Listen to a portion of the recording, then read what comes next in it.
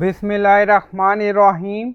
Assalamu alaikum. My name is Hassan and today we are going to hide any element like image, text for mobile layout in UX Builder in WordPress. Before starting work, it's my request, please subscribe my channel. Thank you. Now back to our work. So we are in desktop layout and we are in UX Builder. Now you see image, text and button. So click on image. On left side, scroll down, at the end you see advanced and then you see visibility, visible. Now select hide for mobile. So this image hide for mobile layout. Now right side you see mobile, so click on it. Now you don't see any image but you see text and button.